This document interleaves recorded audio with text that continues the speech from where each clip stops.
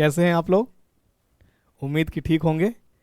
चलिए, तो BPSC teacher से रिलेटेड जो भी वीडियो डाल रहे हैं आप लोग देख रहे होंगे, और ये देख करके ये अंदाज़ा लगाया भी होंगे कि हाँ कितना कंसेप्चुअल है, क्या है। ठीक है, तो आप लोग के लिए आपका परफॉर्मेंस अच्छा आए, स्कोर अच्छा हो, इसके लिए लेकर के हम आज आए हैं। बायोलॉजी का जो कंप्लीट यानी 60 क्वेश्चन उसका हम डिस्कस करेंगे। जो क्वेश्चन इस बार जो बीपीएससी पूछी है, कहाँ कहाँ से पूछी है, वो आइडिया मुझे जो है देखें, बुक पढ़े तो उसमें से पता चला कहाँ कहाँ से। यानी 12th से क्वेश्चन पूछा गया है, 11th से क्वेश्चन पूछा गया है। तो हम जो आज लेकर के आए हैं 11th और 12th को मिला करके आज का जो 60 क्वेश्चन होगा वो 11th आधारित होगा, जो कंप्लीट हम कवर कर लिए हैं। जहाँ जहाँ से क्वेश्चन पूछा गया, कहाँ कहाँ से पूछा गया था एक बार सुन लीजिए। डिवीजन, डाइवर्सिटी से पूछा गया है, सेल साइकिल से पूछा गया है, ठीक है। और उसके बाद anatomy of plants, flowering plant से रिलेटेड पूछा गया है, एनिमल से पूछा गया, प्लांट किंगडम और एनिमल किंगडम से पूछा गया। तो उससे रिलेटेड हम क्वेश्चन लेकर के आए बात समझ में? चलिए ठीक है, तो हम लोग क्वेश्चन पे आते हैं। आपका समय किल ना करें, डायरेक्ट हम लोग क्वेश्चन पे आते हैं, क्वेश्चन पे डिस्कस करेंगे। चलिए, क्वेश्चन है आपके सामने, स्क्रीन पे क्वेश्चन आ रहा है। कह रहा है क्या?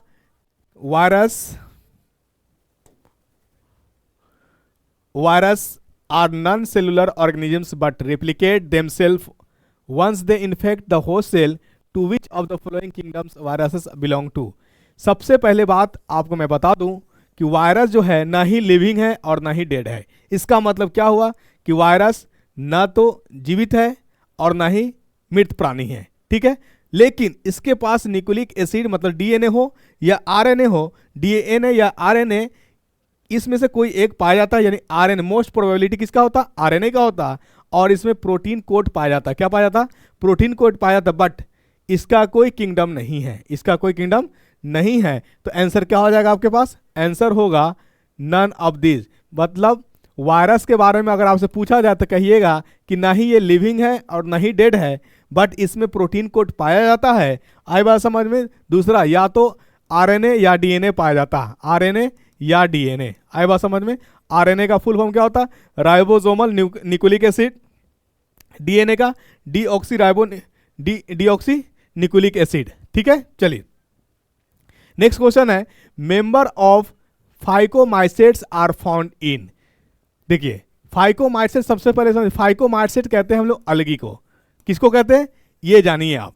बायोलॉजी देखिए, मैं हिंदी में इसलिए नहीं लाया हूं कि साइंस और बायोलॉजी खास करके हिंदी में बच्चे फंस जाते हैं, ठीक है। इंग्लिश टर्म है, आसान से रिलेटेड समझिएगा। फाइको का मतलब हो गया प्लांट्स, फाइको का मतलब हो गया प्लांट्स। अलगी जो है ऐसा प्लांट्स है, इसको हम लोग टेरिडोफाइटा भी कहते हैं। अगर आपकी थोड़ी सी जानकारी अगर हो बायोलॉजी से रिलेटेड तो इसको कहते हैं टेरिडोफाइटा। इसका मतलब होता है कि अलगी के पास ना ही रूट डेवलप होता है और ना ही सूट होता है। मतलब अलगी को आप देखिएगा तो ना ही पत्ती का पता चलेगा और ना ही जड़ का पता चलेगा। इसको हम लोग कहते हैं टेरिडोफाइटा। आई बात समझ में कि नहीं आई? चलिए माइको, तो इसका मतलब अलगी जो होता है कहाँ होता है? आपने देखा होगा पानी में होता है। तो ये एक्वेटिक हो गया, अलगी क्या हो गया? एक्वेटिक हुआ। दूसरा, ये ऑन डिकेइंग वुड, अगर आप देखेंगे कि जो लकड़ी वगैरह होता है उसके सरने पे भी क्या होता है? वहां पे भी अलगी का फॉर्म हो जाता है, तो वहां भी पाया जाएगा आपका।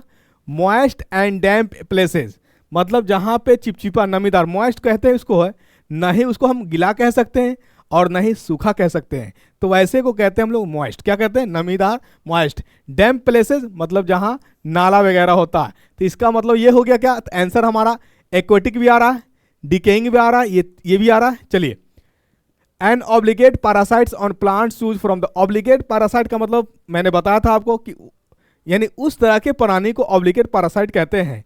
यानी हम जिस पे डिपेंड है वो भी मुझ पे डिपेंड है, ना मेरे बगैर उसकी जिंदगी गुजरेगी, ना उसके बगैर मेरी जिंदगी गुजरेगी। इस तरह के रिलेशन को, इस तरह की साझेदारी को, इस तरह के संबंध को हम लोग ऑब्लिगेट कहते हैं। आए बात समझ? पैरासाइट का मतलब ही होता है परजीवी, दूसरे पे निर्भर रहने वाला। लेकिन किस तरह से? हमारे बगैर उसको ना चले और मेरे बगैर उसको ना चले, उसके बगैर हमें ना चले। आई बात समझ में? इसी को कहते हैं हम ऑब्लिगेट पैरासाइट। तो आंसर क्या हो जाएगा? All of this is the correct answer. Next question आ रहा है आपका, in some animal groups the body is found in divided into compartments with serial repetition of at least some organs, these characteristics feature is called। देखिए ये class 11th का question, BPSC जो previous exam हुआ है उसमें पूछा हुआ है। एनसीईआरटी अगर आप पढ़े होंगे क्लास 11th तो आप क्लास 11th में जाएंगे, इसको पूछेंगे कहाँ पे, सेल साइकिल में, कहाँ पे, सेल डिवीजन में जाएंगे आप, तो ये चीज़ को आप पाएंगे, पढ़ेंगे। और ये पूछा है, कब पूछा है, 2023 के जो एग्जाम हुई है बीपीएससी टीचर क्लास 9th और 10th के लिए, उसमें ये पूछा हुआ क्वेश्चन है। ठीक है, तो यानी मैंने हिट कर लिया कि क्वेश्चन कहाँ से पूछ रहा है, बस उसी आधार पे मैं आपके पास आऊँगा। देखिए, मैं आपको खुश करने के लिए आसान आसान क्वेश्चन नहीं कराऊंगा, थोड़ा सा आप बने रहे ज्ञान घर के साथ, आप डेफिनेट यकीन जानिए आपका लेवल बिल्कुल अच्छा होने वाला है। ये क्वेश्चन आप ढूंढ लीजिएगा एनसीईआरटी क्लास 11th में, सेल साइकिल सेल डिवीजन में पढ़ेंगे, आपको ये मिल जाएगा। आई बात समझ में? इसका आंसर आपने पढ़ा होगा, क्या होता है, मेटामेरिज्म। क्या होता है, मेटामेरिज्म। इसका हम डिस्कशन नेक्स्ट, ये इससे पहले जो वीडियो वाला है उसमें हम डाल चुके हैं, आप चाहे तो वहां डिस्कशन देख लीजिएगा। ठीक है, चलिए नेक्स्ट क्वेश्चन में आइए। नेक्स्ट क्वेश्चन आपका, given below are types of cells present in some animals, which of the following cells can differentiate to perform direct function. देखिए, कोइनोसाइट्स होता है गैस्ट्रोडर्मल, जहां गैस्ट्रिक ग्लैंड्स होता है, कोइनोसाइट्स होता है जहां पे कलर वाला पार्ट्स होता है, इंटेस्टिनल जूस होता है, इसमें विदाउट डिफरेंशिएट के ये डायरेक्ट एक्शन में करता है। तो आंसर क्या हो जाएगा, जो आंत वाली कोशिका होती है इंटरस्टेशियल सेल, वहीं पे इसका आंसर जाएगा। चलिए नेक्स्ट क्वेश्चन देखिए, which one of the following sets of animals share a 4 chamber heart. देखिए, मैं सबसे पहले जब हार्ट पढ़ा रहा था तो वहां पे मैंने बताया था कि हार्ट जो होता है कितने कितने चेंबर का होता है। चलिए, मछली में बात अगर करें तो मछली को कहा जाता है 2 चेंबर हार्ट्स। मछली में कितने चेंबर होते हैं, 2 चेंबर होते हैं। ठीक है, सबसे ज्यादा अगर बात किया जाए कि हार्ट चेंबर किस में होता है तो कॉकरोच में मैंने बताया था 13। कितने चेंबर होते हैं, 13 चेंबर होते हैं। जो भी रेप्टाइल्स है, क्या है, रेप्टाइल्स है, रेंगने वाला है, तो उसमें होता है कितना, 3 चेंबर। कितने चेंबर, 3 चेंबर। आई बात समझ में? जो रेंगता है रेप्टाइल्स, जो रेंगने वाला, उसमें 3 चेंबर। ठीक है, एम्फीबियन जो होता है उसमें भी 3 चेंबर। मैमल्स वगैरह में जो पाया जाता है 4 चेंबर होता है। तो देखिए, कुछ उसमें एम्फीबियन है तो उसमें कुछ कुछ में 4 चेंबर्स पाया जाता है, जैसे क्रोकोडाइल में 4 chamber, birds 4 chamber, animals 4 chamber. Lizard रेंगने वाला, इसमें 3 चेंबर होगा। ठीक है, मैमल्स और बर्ड्स इसमें तो 4 चेंबर होगा, लेकिन लिजार्ड में कितना चेंबर है, 3 चेंबर है। लिजार्ड इसमें आ गया, 3 चेंबर होगा। कछुआ इसमें जो होता है आपका 3 चेंबर होता है। ठीक है, तो आंसर क्या होगा, यानी क्रोकोडाइल में 4 चेंबर्ड, बर्ड्स में कितना 4 चेंबर्ड, एनिमल्स में कितना 4 चेंबर्ड। आई बात समझ में कि नहीं आई? तो आपका 5 का आंसर कितना हो जाएगा, बी हो जाएगा, 4 चेंबर। यानी मैक्सिमम चेंबर पूछे तो क्या बताएंगे सर, मैक्सिमम चेंबर वाला जो हमारे पास एनिमल्स है वो है हमारा कॉकरोच है। कितना पेयर, सॉरी कितना चेंबर, 13 चेंबर, 13 चेंबर होता है। ठीक है, ह्यूमन में कितना, 4 चेंबर, मछली में कितना, 2 चेंबर्स। आई बात समझ में? चलिए नेक्स्ट क्वेश्चन देखिए, which of the following pairs of animals has no glandular skin. देखिए, ग्लैंडुलर उसको कहते हैं जो कुछ सिक्रीट करता है। जैसे मान लिया जाए कि गर्मी के समय में हमें पसीना बहुत ज़्यादा आती है, आप भी फील किए होंगे, आपको भी पसीना आती होगी। पसीना लाने का जो कारण है वो आपके अंदर एक ग्रंथि पाया जाता है, उस ग्रंथि का नाम होता है स्वेट ग्रंथि। कौन सी ग्रंथि, स्वेट, यानी स्वीट, मिठाई खाने वाला नहीं। सुनने में लगा होगा कि मिठाई की बात चल रही है यहाँ पे चर्चा, नहीं। स्वेट ग्लैंड होता है, उसका काम होता है पसीना को लाना। जो हेयर में जो स्पोर्ट्स छोटे छोटे जो दिख रहे होंगे उसी को कहते हैं हम लोग क्या, स्वेट ग्लैंड्स। और कभी कभी देखते होंगे किसी किसी का फेस जो होता है वो काफ़ी ऑयली होता है, तेलीय होता है, तो वहाँ पे भी जो ग्लैंड्स होता है उस ग्लैंड्स का नाम होता है सेबेसियस ग्लैंड्स। कौन सा ग्लैंड्स, सेबेसियस ग्लैंड्स। स्किन पे ऑयली स्किन बनाता है। आई बात समझ में? स्वेट ग्लैंड पसीना लाता है। ठीक है, तो चलिए, इसमें जो होता है कैमलियन एंड टर्टल में जो होता है, इसमें ग्लैंड यानी कुछ सिक्रीट नहीं करता, वो प्रोटेक्टिंग लेयर होता है। क्या होता है, प्रोटेक्टिंग लेयर होता है, सुरक्षा प्रदान करता है। आई बात समझ में? चलिए, all eukaryotic unicellular organisms belongs to, यहाँ है ये सब किंगडम है। क्या है, किंगडम का नाम है। तो जितना भी यूनिसेलुलर और यूकैरियोटिक है, देखिए यहाँ तो मैं बता दूं कि यूनिसेलुलर का मतलब क्या हुआ, यूनि मतलब होता है एक, सेलुलर मतलब होता है सेल, यानी वैसा ऑर्गेनिज्म जिसमें एक सेल पाया जाता हो। और क्या का नीचे लगा है, यूकैरियोटिक। यू का मतलब होता है ट्रू, यू का मतलब होता है ट्रू, यू का मतलब होता है ट्रू। कैरियोटिक, कैरियोटिक का मतलब होता है, देखिए न्यूक्लियस का दूसरा नाम है कैरियोटिक, न्यूक्लियस का दूसरा नाम है कैरियोन, न्यूक्लियस का दूसरा नाम। आपसे पूछा जाए कि न्यूक्लियस का दूसरा नाम क्या है? तो न्यूक्लियस का दूसरा नाम है कैरियोन। क्या नाम है? कैरियोन नाम है, वहीं से आया था। यानी जिस ऑर्गेनिजम्स में न्यूक्लियस वेल डेवलप्ड होगा, कंप्लीट स्ट्रक्चर्स में होगा, उसी को हम लोग कहते हैं यूकैरियोटिक। क्या कहते हैं? यूकैरियोटिक। तो पहला किंगडम हमारा स्टार्ट होता है यानी मोनेरा। देखिए आपके पास 5 किंगडम क्लासिफिकेशन है। कौन कौन है? मोनेरा है, प्रोटिस्टा है, फंगी है, प्लांट है, एनिमल है। ठीक है, प्लांट है, एनिमल है। तो मोनेरा में जो होता है, ये मोनेरा यूनिसेलुलर प्रोकैरियोटिक, यानी जितने भी यूनिसेलुलर वाले, एक कोशिका वाले और उसमें न्यूक्लियस नहीं पाए जाने वाला, उसका किंगडम कौन है? मोनेरा है। प्रोटिस्टा में ऑल यूनिसेलुलर यूकैरियोटिक ऑर्गेनिजम्स आएगा। आई बात समझ में कि नहीं आई? चलिए, फंगी में आ जाएगा तो ये मल्टीसेलुलर वाला आ जाएगा, प्लांट मल्टीसेलुलर वाला है, एनिमल मल्टीसेलुलर वाला है। आई बात समझ में कि नहीं आए? तो हमारा कह रहा है कि यूकैरियोटिक यूनिसेलुलर, इसका क्लास जो जाएगा प्रोटिस्टा में जाएगा। कहां जाएगा? प्रोटिस्टा में जाएगा। चलिए आंसर आ गया। नेक्स्ट क्वेश्चन पे आते हैं हम लोग। The 5 kingdom classification was proposed by, ये 5 किंगडम क्लासिफिकेशन देने वाला है R.H. वाइटेकर। साइंटिस्ट का नाम क्या है? R.H. वाइटेकर। ठीक है। 3 किंगडम क्लासिफिकेशन कभी कभी पूछ देता है। 3 किंगडम क्लासिफिकेशन किसने दिया है? तो 3 किंगडम क्लासिफिकेशन अर्नस्ट हैकेल ने दिया है। किसने दिया?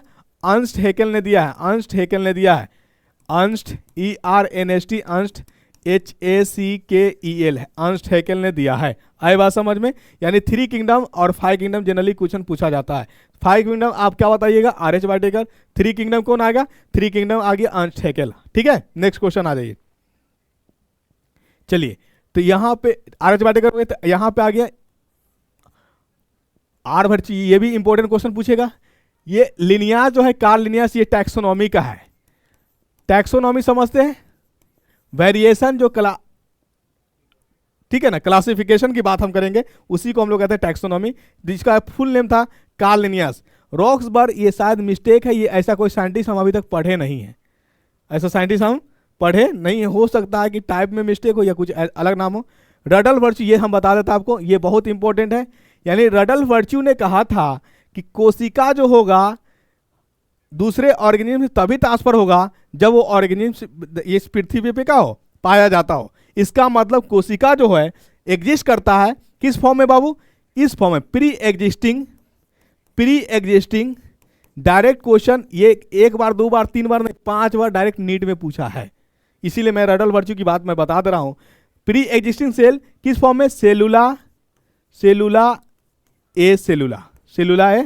सेलुला के फॉर्म में। ये बात कहा था रडल वर्च्यू ने कहा था। किसने कहा था? रडल वर्च्यू ने कहा था। आर वर्च्यू साइंटिस्ट में NCERT 11th के अंदर है, लिखा हुआ रहता है। ठीक है, यानी सेल एग्जिस्ट करता है किस फॉर्म में? सेलुला एसेलुला, यानी कोशिका एक कोशिका। जब एक, जैसे मान ले हम यहाँ मौजूद है, इसका मतलब हमारे पेरेंट्स हैं, इसका मतलब उनके पेरेंट्स हैं। आई बात समझ में? तो यानी जब तक ऑर्गेनिज्म नहीं होगा, यानी क्या कहते हैं, तो एक मतलब जैसा सपोज कीजिए कि मैंगो का पेड़ है आपके पास, तो मैंगो तभी हो पाएगा जब मैंगो का सीड्स कहीं होगा। आए बात समझ? तो यानी ठीक इसी तरह से है, यानी रडल वर्च्यू ने कहा कि कोशिका तभी एग्जिस्ट करेगा जब उस प्रजाति के लोग उपस्थित हो, प्रेजेंट हो। ठीक है, चलिए नेक्स्ट क्वेश्चन आपका आता है। नेक्स्ट क्वेश्चन क्या है देखिए। Organisms living in salty areas are called. देखिए, सॉल्टी एरिया में रहने वाले को हम लोग कहते हैं, आपने पढ़ा होगा केमिस्ट्री में हैलोजन ग्रुप। क्या पढ़ा होगा? हैलोजन। हैलो मतलब होता सॉल्ट, तो इसी से पकड़ लीजिए हैलो। देखिए यहां पकड़ा गया आपका, ये टर्म आएगा अगर पकड़ने तो आप रटिएगा नहीं।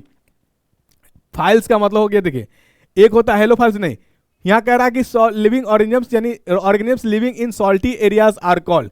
सॉल्टी एरियाज में रहने वाले को हम लोग क्या कहते हैं? हेलो फाइल्स कहते हैं। क्या कहते हैं? हेलो फाइल्स कहते हैं। आई बात समझ में? चलिए next question. Naked cytoplasm, multinucleated and saprophytic are characteristics of. देखिए कह रहा है क्या? नेक्ड साइटोप्लाज्म का मतलब कि ओपन आंखों से देखा जा सकता हो, मल्टीन्यूक्लिएटेड, न्यूक्लियस ज्यादा हो, सेप्रोफाइटिक मतलब सारा गला खाने वाला हो, यानी ये कैरेक्टरिस्टिक्स है किसका है? तो ये कैरेक्टरिस्टिक्स है स्लेमोड्स का। ये स्लेमोड्स किस में आता है? ये फंगी में आता है। फंगी में क्या कहते हैं, मल्टी न्यूक्लिएटेड पाया जाता है। आई भाषा में मल्टी सेलुलर भी है। अगर एक से ज़्यादा सेल है इसका मतलब एक से ज़्यादा न्यूक्लियस भी पाया जाएगा। आई बात समझ में, यानी एक से ज़्यादा केंद्रक पाया जाने वाला। कोशिका का ब्रेन किसे कहा जाता है, जानकारी के लिए बता दूं, कोशिका का ब्रेन जो होता है केंद्रक यानी न्यूक्लियस को कहा जाता है। आई बात समझ में कि नहीं। अब यहीं पे एक और बता दूं, यानी हमारे शरीर का वो कौन सा अंग है, पार्ट है, जिसका सेल विभाजन नहीं होता है जन्म से लेकर मृत्यु तक, एक बार जब आ जाता वही वो है हमारा मस्तिष्क। ठीक है, नेक्स्ट क्वेश्चन आ जाइए। जीनस रिप्रेजेंट्स, जीनस होता है, देखिए आपने पढ़ा होगा क्लास, ऑर्डर, फैमिली, जीनस, ये स्पेसीज के बाद जीनस आता है, स्पेसीज, जीनस।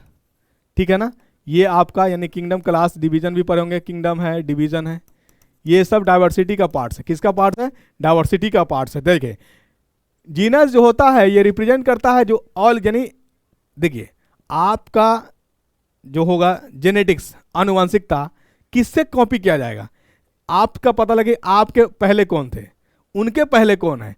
तो अगर मान लिया जाए कि मेरे पास अगर कोई आता है तो हमारा पूर्वज को देखेगा, तो हमारे बीच और हमारे पूर्वज के बीच कैसा संबंध, क्लोजली संबंध हुआ। कैसा संबंध हुआ, तो वही चीज करा, जो ग्रुप हमारा जीनस जो होगा, group all closely related species of plants and animals, यानी ये जो जीनस आया है किसके लिए, प्लांट्स और एनिमल्स के लिए है। तो प्लांट्स की अगर बात करेंगे तो प्लांट्स से रिलेटेड, एनिमल्स की बात करेंगे तो एनिमल्स से रिलेटेड जो उसकी क्लोजली रिलेशन होगा। आई बात समझ में, तो आंसर क्या हो जाएगा, C number is the correct answer. Next question, the taxonomy unit phylum.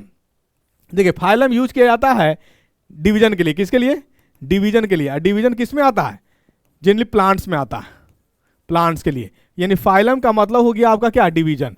तो animals is equivalent to which the class 11 in classification of plants के लिए क्या आ जाएगा, बताइए, डिवीजन आ जाएगा।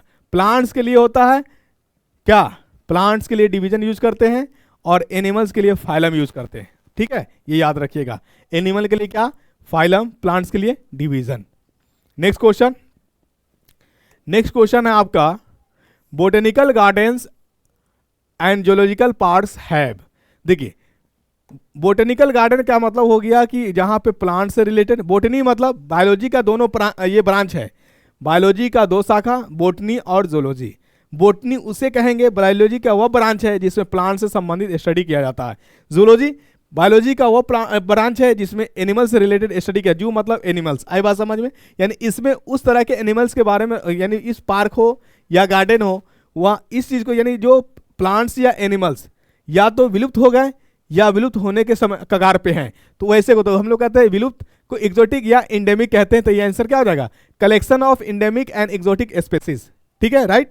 चलिए नेक्स्ट क्वेश्चन, अ टैक्सोनॉमी, टैक्सोनॉमी की is one of the taxonomic tools in the identification and classification on plants and animals. It is used in the preparation of, देखिए ये जो यूज किया जाता है मोनोग्राफ्स एंड फ्लोरा दोनों के लिए यूज किया जाता है।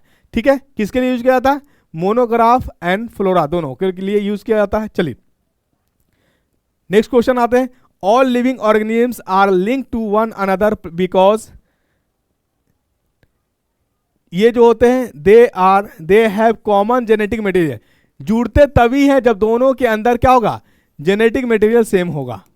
जेनेटिक मटेरियल सेम नहीं होगा कभी कोई एक दूसरे से नहीं जुड़ेगा। जैसे सपोज कीजिए आप और आपके भाई, तो क्या गारंटी है कि आप दोनों क्लोजली भाई हैं, तो एक ही सूरत है, कौन सा टेस्ट होगा, डीएनए टेस्ट होगा।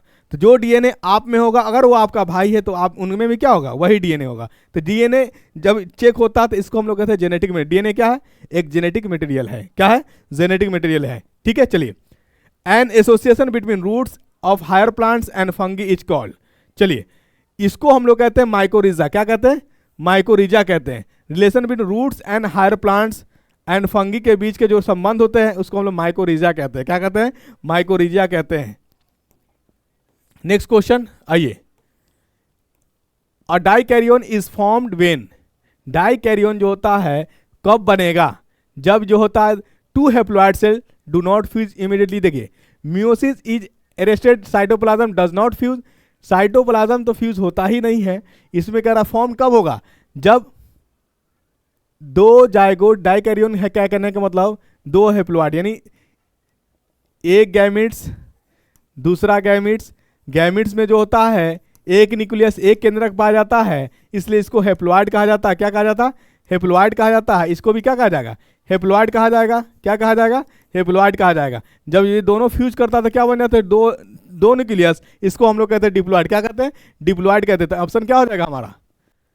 2 haploid cell do not fuse immediately, cytoplasm do not immediately नहीं, एक प्रोसेस होता है। तो आंसर हमारा इज द करेक्ट आंसर, चूंकि मिलता तो है ही लेकिन इमीडिएटली नहीं, तो आंसर हो जाएगा। अगर इमीडिएटली हमारा लगाया जाता, ठीक है ना, ये क्या होता है? प्रोसेस में आता है, ठीक है, प्रोसेस में आता है।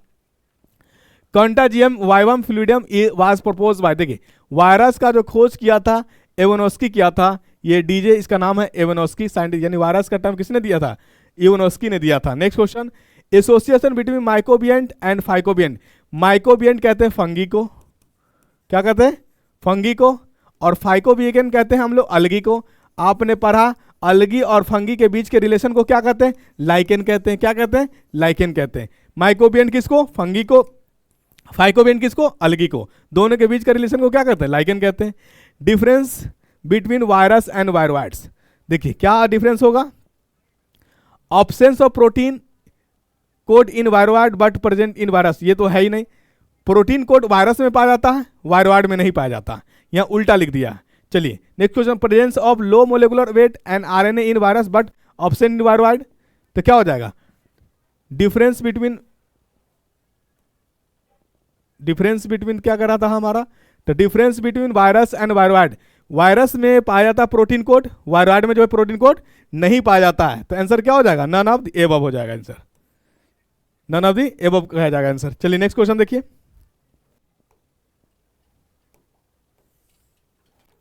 With respect to the fungal sexual cycle choose the correct sections of events. देखिए सबसे पहले जो सेक्सुअल होगा तो हमारा क्या होगा? गैमिट्स हमारा फ्यूज, यानी गैमिट्स बनेगा, यानी गैमिट्स के फ्यूज होने से जाइगोट का फॉर्म होगा। गैमिट का फॉर्मेशन को हम लोग कहते हैं प्लाज्मोगैमी। क्या कहते हैं? सबसे पहले गैमिट बनेगा, सेल फ्यूज करेगा, सेल के साथ आएगा कौन आएगा? न्यूक्लियस आएगा। न्यूक्लियस के फ्यूज को हम लोग कहते हैं कैरियोगैमी। क्या कहते हैं? कैरियोगैमी कहते हैं। क्या कहते हैं? न्यूक्लियस के फ्यूज को कहते हैं कैरियोगैमी। उसके बाद एम्ब्रियो का डेवलपमेंट होगा। किसका होगा? एम्ब्रियो का डेवलपमेंट होगा। एम्ब्रियो का डेवलपमेंट को हम लोग कहते हैं मियोसिस। क्या कहते हैं? मियोसिस कहते हैं। आंसर क्या हो जाएगा? प्लाज्मोगैमी। सबसे फर्स्ट स्टेज को हम लोग कहते हैं प्लाज्मोगैमी, सेकेंड स्टेज को कहते हैं कैरियोगैमी, थर्ड स्टेज को कहते हैं हम लोग मियोसिस। ठीक है, चलिए, which of the following is a defining characteristics of living organisms? Ability to make a sound, ये नहीं है। रिप्रोडक्शन, लिविंग ऑर्गेनिज्म, ये कैरेक्टर नहीं है। रिस्पॉन्स टू एक्सटर्नल स्टिमुली, ये भी कैरेक्टर नहीं है। अगर लिविंग ऑर्गेनिज्म का ये कैरेक्टर होता तो हमारे पास बहुत सारे मशीन भी क्या है जो डिटेक्ट कर रही है, बता रही है, तो क्या वो लिविंग है? नहीं। रिप्रोडक्शन अब आज जैसे क्या कहते हैं, आईवीएफ की बात करिएगा, टेस्ट ट्यूब बेबी, तो टेस्ट ट्यूब बेबी में क्या ह्यूमन का रोल है? नहीं है। तो ये भी हमारा रिप्रोडक्शन कहते हैं किसको है? यानी ऑर्गेनिजम्स का डेवलपमेंट होना, एक वंश से दूसरे वंश का ग्रोथ होना। आई बात समझ? तो आज के डेट में मशीन हाई टेक्नोलॉजी हो गया। बस लिविंग के लिए एक ही एग्जाम्पल है, वो आपके अंदर अगर ग्रेजुअली डेवलपमेंट आ रहा है, ग्रोथ हो रहा है, तो ये लिविंग का एक एग्जाम्पल है, और ये एग्जाम्पल हमारा आंसर क्या आ जाएगा? ग्रोथ। आई बात समझ में? चलिए नेक्स्ट क्वेश्चन है, match of the following choose the correct. Family, kingdom, order, species, genus. Family जिसे डिवाइड कर, किंगडम यानी किस क्लासिफिकेशन का आता है, उसका ऑर्डर क्या है? ऑर्डर है मतलब वो प्लांट्स है, एनिमल्स है। ठीक है। स्पेसीज है तो उससे जो जब भी कुछ आएगा ऑर्गेनिजम्स, वो कैसा आएगा? जीनस, आने वाला जो जनरेशन होगा वो ऑलवेज एक ही तरह की चीज देगा, तो हम लोग मिलाते हैं। देखिए जीनस और स्पेसीज पकड़ने का आसान तरीका है। जीनस के बारे में जब भी पूछे तो ये लिखा रहेगा कैपिटल लेटर से। किसे लिखा रहेगा? कैपिटल लेटर से। स्पेसीज की बात करें तो स्पेसीज जब भी लिखाता है स्मॉल लेटर से, स्मॉल लेटर से। किसे लिखाता है? स्मॉल लेटर से। चलिए तो अब यहां पे देखिए, जीनस हमारा ट्यूबरेसम जो हो गया, ये ट्यूबरेसम, सोलेमन ट्यूबरेसम एक आलू है।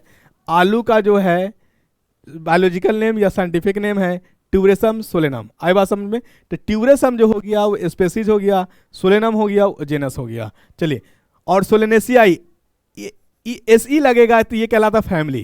तो ये फैमिली सोलेनेसियाई क्या हो गया? एक फैमिली हो गया।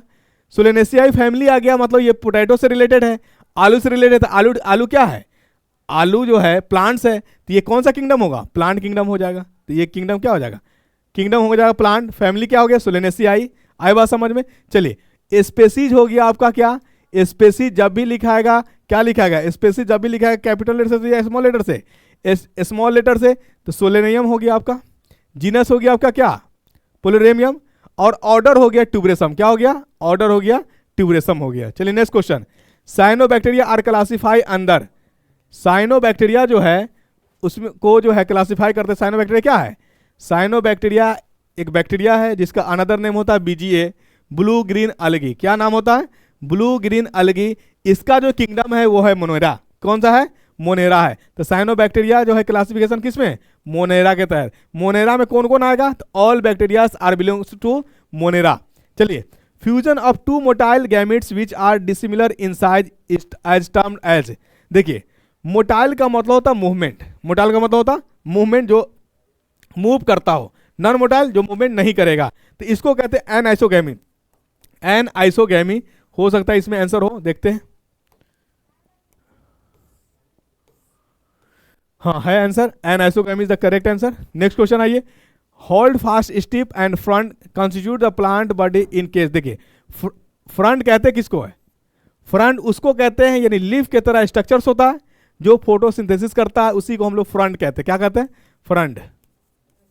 आई बात समझ में? चलिए तो क्या हो जाएगा ये इसको कहते हैं हम लोग फीकोफाइसी। क्या कहते हैं? फीकोफाइसी कहते हैं। चलिए नेक्स्ट क्वेश्चन आपका हो गया। नेक्स्ट क्वेश्चन आ रहा आपका, a plant shows thallus levels of organization, it shows rhizoids and is haploid, it needs water to complete its life cycle because the male gametes are motile, it में belongs to. देखिए male gamete motile है। Rhizoids जब आ गया तो ये होता है ब्रायोफाइटा में। ब्रायोफाइटा मेल पार्ट्स को हम लोग कहते हैं, क्या कहते हैं? मेल को कहते हैं एंड्रोसियम। क्या कहते हैं? एंड्रोसियम। ठीक है। फीमेल को गैंडोसियम कहते हैं। ये होता है ब्रायोफाइटा में। राइजोइड्स कहाँ था? ब्रायोफाइटा में। तो आंसर है आंसर, हाँ ऑप्शन में दिख रहा है आपका ब्रायोफाइटा। चलिए ए प्रोथैलस इज। ए प्रोथैलस, देखिए थैलस के बाहर वाले स्ट्रक्चर को हम लोग क्या कहते हैं? तो थैलस के बाहर वाले स्ट्रक्चर्स को हम लोग कहते हैं एस्टेरोफाइट, free living structure formed in ट्रिडोफाइट्स।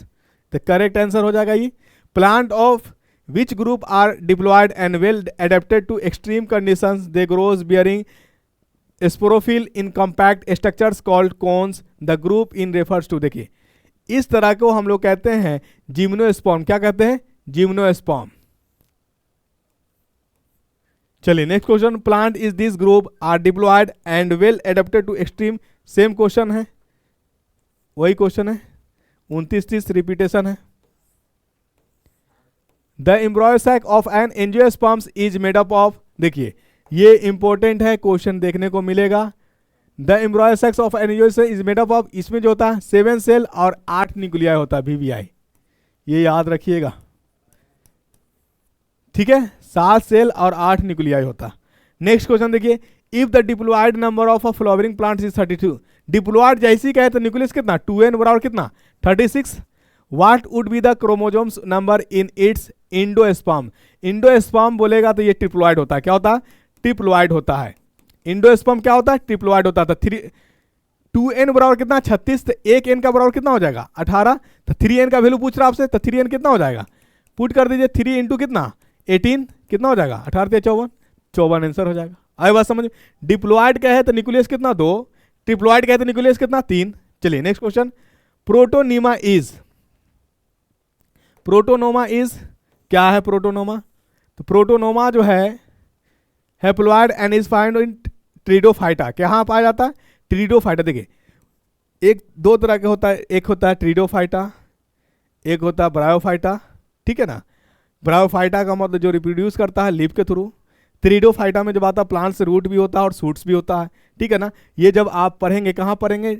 Cell में पढ़ेंगे, तो सेल में आता है, वहीं पे टिश्यू भी आता है। क्या आता है? टिश्यू। तो वहाँ पे पढ़ लेंगे, क्योंकि कम समय में क्वेश्चन के साथ साथ पूरे टॉपिक को डिस्कस कर पाना, क्योंकि वीडियो बहुत लंबा हो जाएगा। क्या हो जाएगा? और हम मुझे लगता है कि आप लोग क्या होना कि पूरा वीडियो देखते भी नहीं हैं।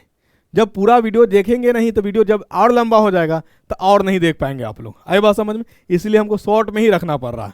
ठीक है, चलिए। The giant redwood tree Sequoia sempervirens is an, ये जो होता है इसको हम लोग कहते हैं wood tree, giant redwood tree को हम लोग कहते हैं जिम्नोस्पर्म। क्या कहते हैं?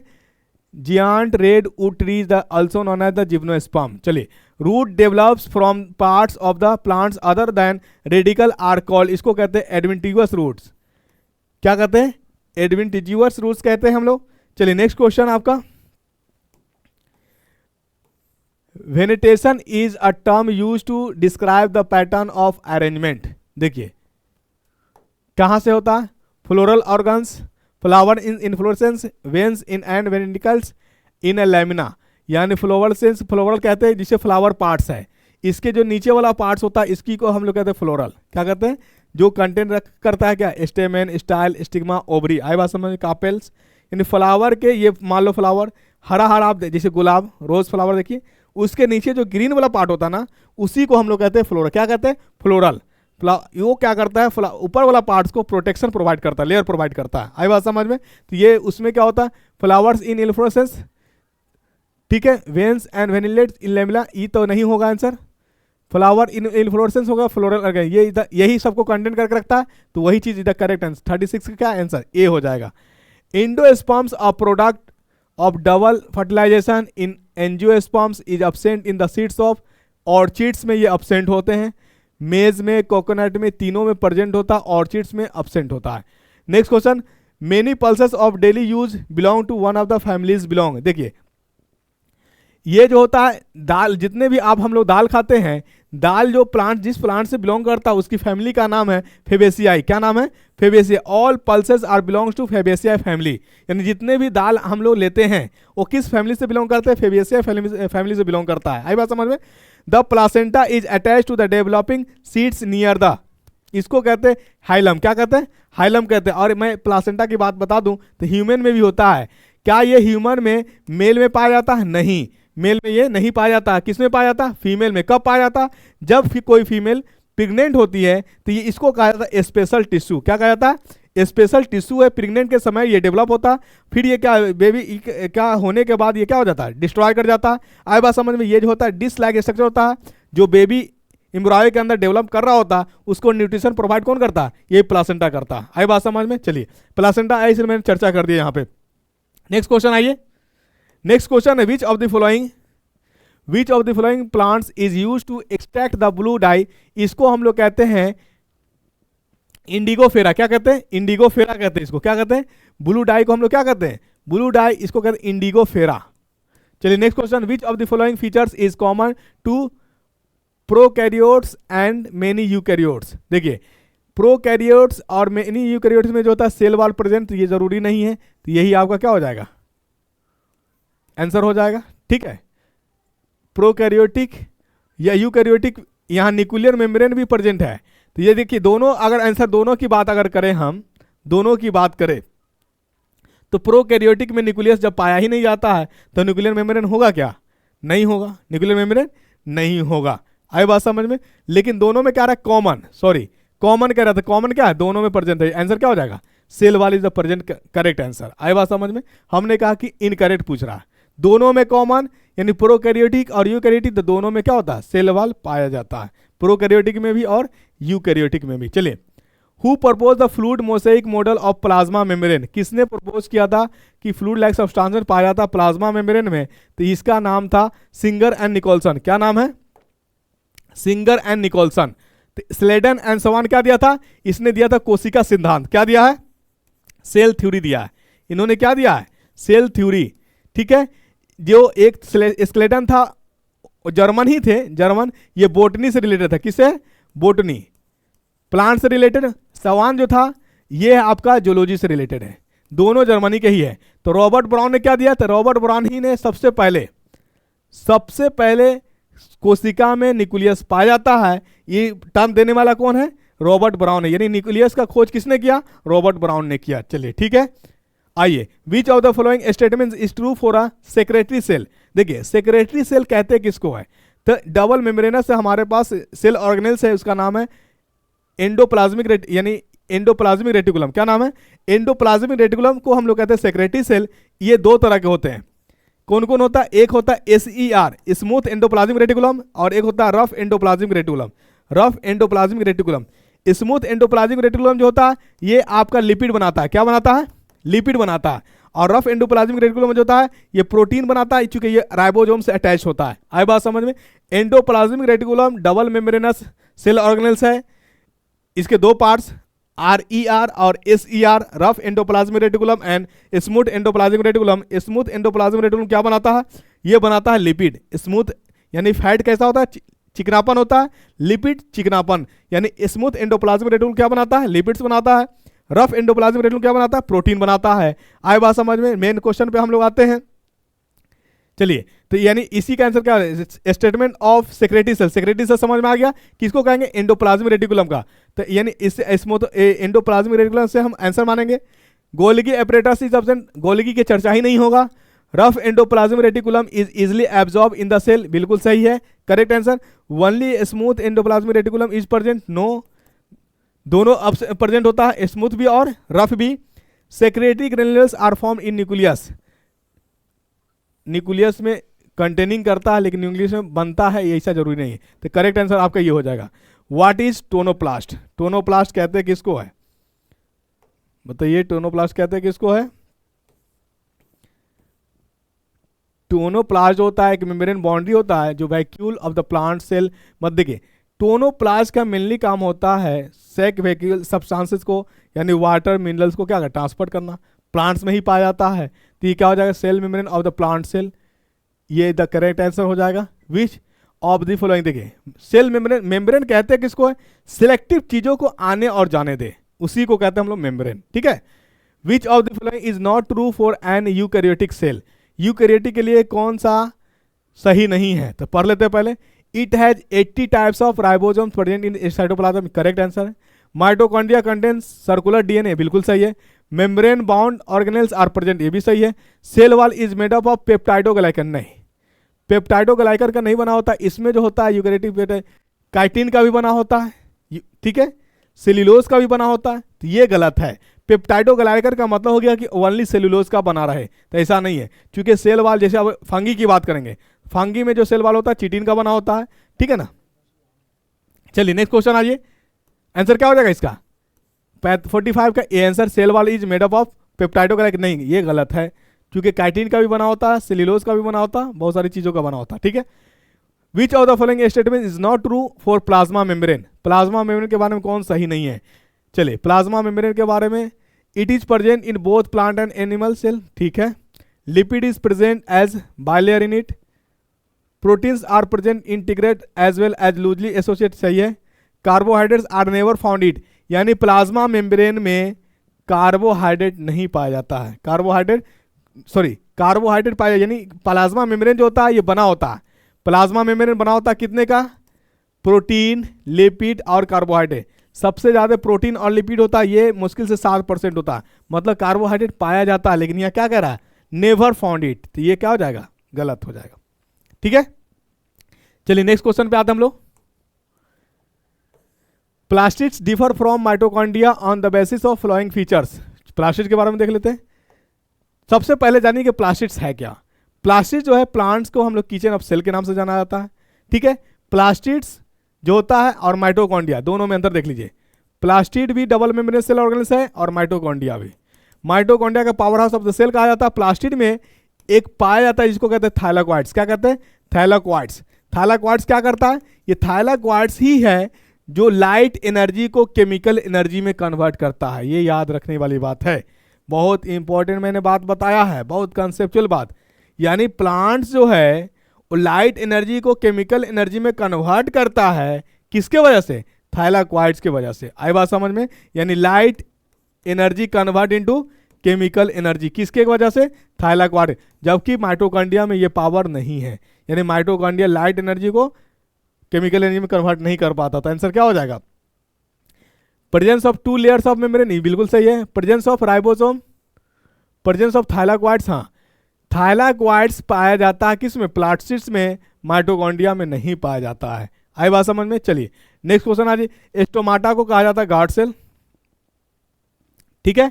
एपिडर्मिस जो हमारे पास हो गया, इम्पिटी कलर यानी बुलिफॉर्म सेल जो होता है ये इम्पिटी कलरलेस सेल होता है, ठीक है। चलिए, क्यूटिकल जो होता है ये वैक्सी लेयर होता है, एपिडर्मिस सिंगल लेयर। एपी मतलब होता है बाहर वाला त्वचा, डर्मिस मतलब स्किन, ठीक है। चलिए, identify the simple tissue from the among the following. देखिए, प्लांट्स में दो तरह के टिश्यू, सिंपल की बात आगे तो बता दूं, प्लांट में दो तरह के टिश्यू, टिश्यू को हिंदी में कहते हैं उत्तक, सिंपल और कॉम्प्लेक्स। सिंपल और कॉम्प्लेक्स, कॉम्प्लेक्स में दो तरह, जाइलम और फ्लोएम। सिंपल में तीन तरह के आया, कौन कौन, पैरेनकाइमा, स्क्लेरेनकाइमा, कोलेनकाइमा। आई बात में बहुत नाम है, डेप्थ है, आई बात में इतना ही जानिए कि सिंपल में तीन, कौन कौन, स्क्लेरेनकाइमा, कोलेनकाइमा, पैरेनकाइमा। कॉम्प्लेक्स में कौन कौन, दो, जाइलम और फ्लोएम। इसमें जो एक स्ट्रक्चर्स होता है इसको हम लोग कहते हैं सिव ट्यूब। क्या कहते हैं, सिव ट्यूब, जिसको हम लोग क्या कहते हैं, फ्लोएम के यानी क्या कहते हैं, वैस्कुलर बंडल कहते हैं। क्या कहते हैं, वस्कुलर बंडल, जिसमें जाइलम और फ्लोएम पाया जाता है उसको हम लोग क्या कहते हैं, वस्कुलर बंडल कहते हैं। चलिए, तो क्वेश्चन पे हम लोग आ जाते हैं। आने में सिंपल, तो सिंपल जो है हमारे पास है, देखिए जाइलम कॉम्प्लेक्स की बात करता है, फ्लोएम है ये कॉम्प्लेक्स, दोनों क्या हो गया, कॉम्प्लेक्स कॉम्प्लेक्स, ये दोनों तो ऐसे कट गया। आए बात समझे, पकड़ दें। एपिडर्मिस, एपिडर्मिस प्लांट का जो टिश्यू का नाम नहीं है, ये लेयर है, स्किन है, तो आंसर डायरेक्ट आपका चला जाएगा किस में पर। अगर आपको जानकारी होगी, एलिमिनेशन मेथड आएगा तो ये बहुत काम कर जाएगा। चलिए next question, cell of this, next question में आइए। Cell of this tissue are living and show angular wall thickening, they also provide mechanical support, the tissue is. देखिए, यहां पे हम चर्चा कर लेते हैं काम की। कोलेनकाइमा जो है ये क्या करता है, मैकेनिकल सपोर्ट करता है। स्क्लेरेनकाइमा क्या करता है, ये थिकनेस, जैसे आप देखते होंगे प्लांट्स की जो मोटाई देखते हैं कि कुछ साल बाद इतना मोटा हो गया, तो ये स्क्लेरेनकाइमा जो है प्लांट्स के थिकनेस के लिए जिम्मेदार है। आए बात समझ में।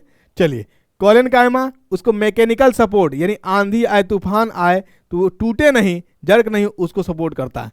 जाइलम क्या करता है, तो ये जाइलम कॉम्प्लेक्स टिश्यू है, ये वाटर को क्या करता है, जड़ से लेकर के तना तक भेजता है, जड़ से लेके तना या पत्ती जो भी कहिए पत्ती तक पहुंचाता है। आए बात समझ में, यानी जाइलम का काम हुआ जल का कंडक्ट कराना फुलाना, तो फ्लोएम का क्या काम है, फ्लोएम का काम है फूड को कंडक्ट कराना। देखिए, job for xylem, job for जल, भूलिएगा नहीं भूलिएगा। For for phylum, for for food. आए बात समझ में, फाइलम क्या करेगा, फूड को लेके जाएगा। नेक्स्ट क्वेश्चन आते हैं हम लोग। नेक्स्ट क्वेश्चन है आपका, नेक्स्ट क्वेश्चन है epiblema of roots is equivalent of, ये जो होता है एपीब्लेमा जो होता है ये पहली की बात है। देखिए, एपी मतलब पहले, पेरी मतलब पहले, पेरीसाइक्लिक हो गया। चलिए, यहाँ रूट्स की बात कर रहा तो यहाँ ये साइकिल आएगा नहीं, एपीडर्मिस हमारा आ जाएगा पहला टर्म से, ठीक है। चलिए, तो इसका जो आंसर है एपीब्लेमा का आंसर क्या हो जाएगा, एपीडर्म्स। और transverse section of stem is stained first with safranin and then with fast green following the usual schedule of double staining for the preparation of a permanent slide.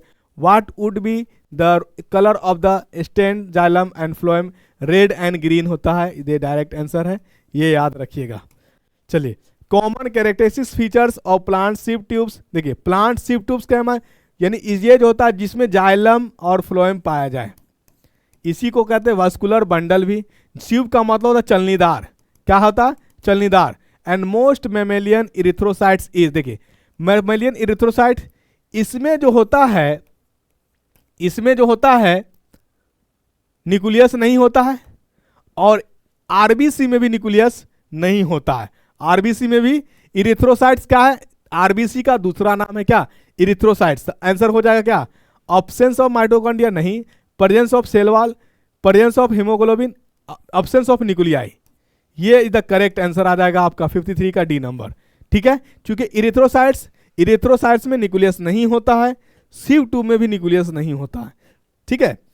Select one which is not true for ribosome, ribosome के बारे में कौन गलत है, ये made of subunit, two subunit का मतलब देखिए, टू सब यूनिट ये होता है 70S और 80S, ठीक है। 70S, S फॉर सब यूनिट, राइबोसोम में 70S और 80S होता है।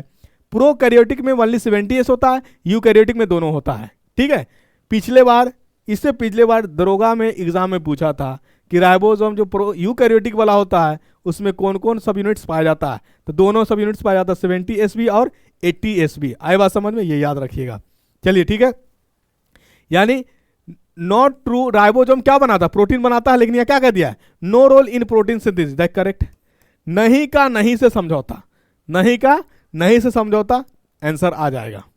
चलिए नेक्स्ट क्वेश्चन आपका, which one of this is not a eukaryote, कौन यूकैरियोट नहीं है। देखिए एस्पायरोगारा प्लांट्स है, ये यूकैरियोटिक्स है। एग्रिकस प्लांट्स है, ये भी यूकैरियोटिक है। यूग्लिना प्लांट, ये भी यूकैरियोटिक्स है।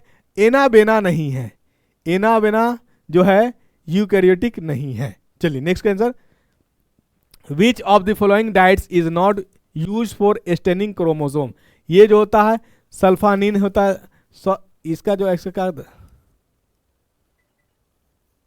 सफालाइन होता है, सफालाइन इज द करेक्ट आंसर। ठीक है, चलिए different cells have different size, arrange the following sales in ascending order of their choose. देखिए सबसे बड़ा जो साइज होता है किसका, ऑस्टिक एग, उसके बाद होता है किसका, human RBC, human RBC, human RBC, उसके बाद होता है बैक्टीरिया, उसके बाद होता है माइकोप्लाज्मा। देखिए माइकोप्लाज्मा को बोला जाता है पीपीएलओबी, पीपीएलओबी। सबसे स्मॉलेस्ट सेल जो पाया जाता है वो माइकोप्लाज्मा ही है। सबसे स्मॉलेस्ट ऑर्गेनिजम्स कौन है इस धरती पे, माइकोप्लाज्मा है। अगर माइकोप्लाज्मा नहीं लिखा हुआ है तो वहां लिखा रहेगा पीपीएलओ, क्या लिखा रहेगा, PPLO, furrow pneumonia like organisms को हम लोग कहते हैं पीपीएलओ। राइट, यहां तक समझ में आई। चलिए नेक्स्ट क्वेश्चन है आपका, तो ऑर्डर कर दीजिएगा कौन कौन आएगा, पहले बी आएगा, उसके बाद सी आएगा, उसके बाद क्या आएगा, डी आएगा, उसके बाद ए आएगा। This correct answer. Select what is not true of intestinal villi among the following. देखिए ये जो क्या करता है, ये only participate in digestion of fats, नहीं डाइजेशन तो करता ही नहीं है। ये क्या करता है, विल्ली का मेन काम होता है डाइजेस्टेड फूड को एब्जॉर्ब करके ब्लड यानी वेसल्स को देना। ब्लड वेसल्स क्या करता है, पूरे शरीर में सप्लाई करता है। आए बात समझ में। चलिए नेक्स्ट क्वेश्चन आते हैं, बिल्ली का यहाँ पाया जाता है, स्टमक में जो है फिंगर लाइक प्रोजेक्शन होता है, वहीं पाया जाता है। तो हो गया। चलिए hepatopancreatic duct opens into the duodenum. देखिए duodenum is a part of small intestine. Small intestine का कितने पार्ट्स, 3 पार्ट्स होते हैं। स्मॉल इंटेस्टाइन का कितने पार्ट, 3 पार्ट्स। कौन कौन, ड्यूडेनम, जेजुनम, इलियम। जब स्टमक से फूड आती है, कहाँ से, स्टमक से फूड आती है, तो स्टमक का भी 3 पार्ट्स होता है, कार्डिक, फंडिक, पाइलोरिक। ठीक है, फंडिक में फूड क्या रहता है, रेस्ट में रहता है। ये सब ऑर्डर याद रखिएगा। कार्डिक फूड रिसीव करता है किससे, ओएसोफेगस से। किससे रिसीव करता है, ओएसोफेगस से फूड को क्या करता है, रिसीव करता है कौन, स्मॉल यानी स्टमक का पार्ट से कार्डिक, कार्डिक रिसीव करता है। फंडिक क्या करता है, यहाँ फूड रेस्ट में रहता है, कितना देर, 4 से 5 घंटा। अगर आपसे पूछा जाए कि स्टमक में अमाशय में कितना देर फूड रेस्ट में रहता है, तो 4 से 5 घंटा। किस पार्ट में, फंडिक में। ये देता है किसको, पाइलोरिक को। पाइलोरिक देता है किसको, ड्यूडेनम। ड्यूडेनम किसका पार्ट है, स्मॉल इंटेस्टाइन का। पहला अगर आप क्वेश्चन ऐसे भी बनाया जा सकता है कि स्मॉल इंटेस्टाइन से फूड गया, सॉरी स्टमक से फूड गया कहाँ, स्मॉल इंटेस्टाइन में, तो स्मॉल इंटेस्टाइन का कौन सा पार्ट रिसीव किया, तो ड्यूडेनम। ये कैसा शेप का होता है, तो जे शेप का होता है। क्वेश्चन ये बन सकता है, जे शेप का होता है। यही ड्यूडेनम जो होता है रिसीव करता है, क्या क्या करता है, बाइल जूस। बाइल जूस कौन सिक्रीट करता है, लीवर। और इधर से रिसीव आता है कौन, पैंक्रियाटिक जूस। पैंक्रियाटिक जूस कौन सिक्रीट करता है, पैंक्रियास। ठीक है, बाइल जूस तो लीवर सिक्रीट जरूर किया, लेकिन स्टोर कहाँ होता है, स्टोर होता है गॉल ब्लैडर में। कहाँ होता है स्टोर, गॉल ब्लैडर में। आई बात समझ में। चलिए तो आंसर क्या हो जाएगा इसका, यानी हेपेटोपैंक्रियाटिक डक्ट जो होगा, यानी हेपेटो क्या सिक्रीट करे, हेपेटो कहते हैं लीवर को, हेपेटो क्या इसको कहते हैं, लीवर को। पैंक्रियाटिक डक्ट पैंक्रियाज सिक्रीट करेगा। दोनों जो हमारा ड्यूडेनम क्या रिसीव करेगा, दोनों को रिसीव करेगा। पैंक्रियाटिक जूस को भी रिसीव करेगा और बाइल जूस को भी रिसीव करेगा। बाइल जूस कौन सिक्रीट करता है, बाइल जूस सिक्रीट करता है लीवर। स्टोर कहाँ होता है, गॉल ब्लैडर में। तो बोथ आंसर हो जाएगा। चलिए next question, one of the following is not a common disorder association with digestion system. Digestion system से कौन नहीं है, देखिए डायरिया डाइजेशन से मतलब रिलेशन है। जॉन्डिस, डायरिया में लूज मोशन, जॉन्डिस में लीवर अटैक होता है।